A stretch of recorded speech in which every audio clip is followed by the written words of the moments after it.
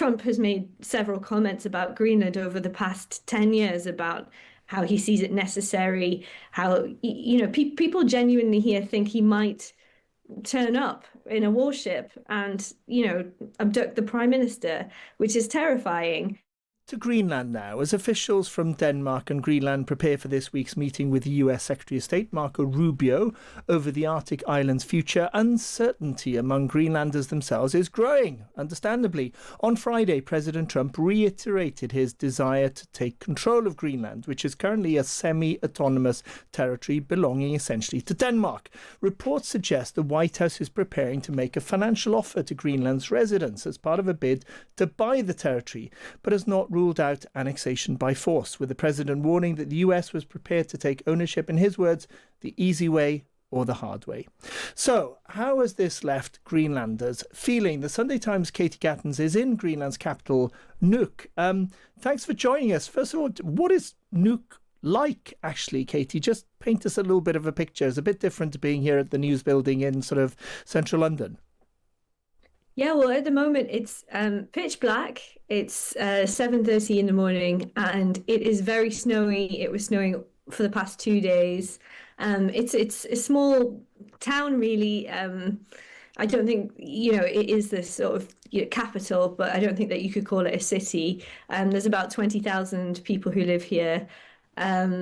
Yeah, it's very quiet, but actually, there's bars, restaurants, there's quite a lot going on.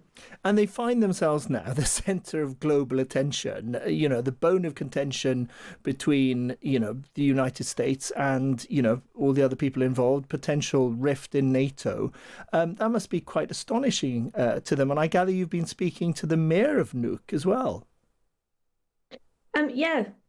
I think the sentiment here is the technically Greenland is a territory owned by Denmark. And suddenly there's in the spotlight being fought over by Denmark and the US. And really, I think the sentiment is just that they're very scared of being talked about in those terms, and frustrated and almost powerless to really do anything to stop it.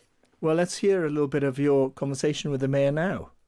We're back to normal after the first wave, if you can say so, last year. And now it's all over again. And we, as a people, as a nation, as Greenlanders, we've already have given our opinion about the states and the president. We want to be our own people, and I think it's very disrespectful that we need to say that very loud again. That's the mayor of Nuuk, Charlotte Ludvigsen. There's talk, Katie, of every resident, because there's only, is it 58,000 of them, of Greenland being given £100,000 each. Is that, does money in that sense sort of appeal? Could it swing it? What if that 100,000 was, as some reports I've seen, was $1 million per resident, which again would be a lot cheaper than a military takeover? Do you think realistically there is a sort of potential wooing, coaxing, buying of Greenland that is possible from the people you've talked to out there? It's a bit more complicated than just saying, there's $100,000 per person per resident in Greenland. The constitution as it stands in Greenland does not allow the US to buy Greenland. What would need to happen is that an agreement would need to be made between the Danish government and the Greenlandic government.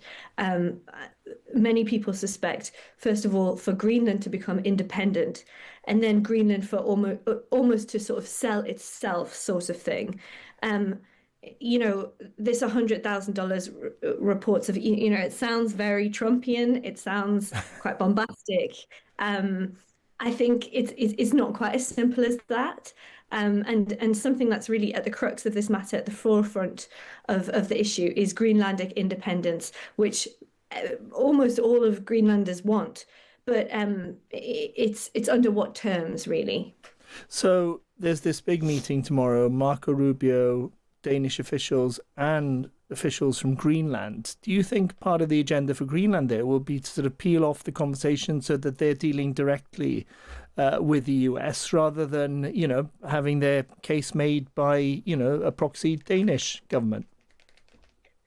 No, that can't happen. The Greenlandic government cannot meet the US without the presence of the Danish government, just under the rules of the constitution. Both governments need to be present in order to decide matters of national security and governance for Greenland. I think that I've seen reports from last year that Greenland were approached independently of Denmark to meet with the US government, have talks about its acquisition. Constitutionally, that's not allowed. So they can't, both parties need to be present. What would be a good outcome tomorrow, do you think, as far as the people of Greenland are concerned? Well, I think in the first instance, in the immediate future, the way which Greenland is being referred to and talked about needs to be de-escalated. I think that's something that people here feel very strongly about. It's almost being talked about as a commodity. And a lot of, as the mayor said, that is incredibly disrespectful. It's not for sale, and I think that Trump has made several comments about Greenland over the past 10 years about how he sees it necessary, how people genuinely here think he might turn up in a warship and abduct the prime minister, which is terrifying. And I think that what certainly the Greenlandic Prime Minister and heads of state are very keen for here is a bit more of a plan, a bit more of a structure, what happens, and not to just make off-the-cuff comments that have a real knock-on effect of people who live here. Katie, thanks very much for joining us from the cold and dark of Nuuk. Katie Gatens there, speaking to us from the capital of Greenland. And they're kind of constant off-the-cuff remarks. And Donald Trump has asked many times, OK, you've tried to buy Greenland and they've said not for sale. And he says he will not rule out military action. So how are you supposed to respond? We've got that big meeting tomorrow. And then we've been hearing today that the Prime Minister is in talks with other European countries about sending our troops to Greenland to try and bolster the security, which should give Donald Trump, hopefully, what he wants, which is feeling like, actually, we need to sort of be very careful and ward off the threat from Russia and China.